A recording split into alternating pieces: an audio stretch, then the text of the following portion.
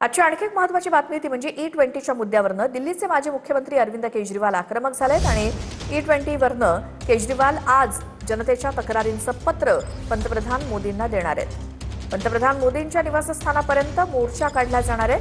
केजरीवालांच्या आंदोलनाला दिल्ली पोलिसांनी परवानगी नाकारली आहे।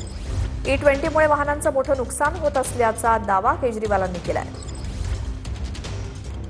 E20च्या विरोधात आपच्या अरविंद केजरीवाल यांनीही सोशल मीडियावर मोहीम सुरू केली आहे। या मोहिमेला पाठिंबा देत काही दिवसातच 2,33,000हून अधिक नागरिकांनी तक्रारी नोंदवल्या। आता याच नागरिकांच्या सह्यांचं पत्र केजरीवाल पंतप्रधान नरेंद्र मोदी यांना देणार आहेत।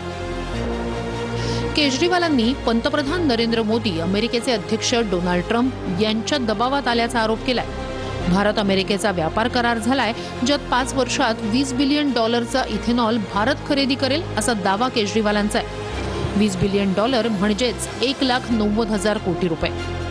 कि ट्रंप के दबाव में मोदी जी झुके हुए हैं। ट्रंप अपने देश का इथेनॉल जबरदस्ती इंडिया में इंपोर्ट करवाना चाहता है और एक अनुमान के हिसाब से अगले 5 साल में $20 बिलियन का इथेनॉल जो है मोदी जी जो है वो ट्रंप से खरीदेंगे, जो हमारे देश के ऊपर थोपा जाएगा।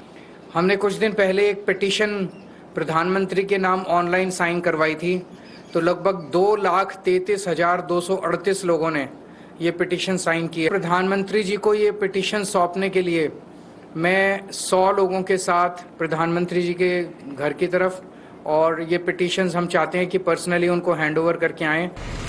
इथेनॉलमुळे मायलेजवर परिणाम होत नाही किंवा इंजिनही खराब होत नाही किंवा तशा प्रत्यक्ष तक्रारी नसून दिशाभूल करण्यात येत असल्याचं गडकरींचं म्हणणं आहे।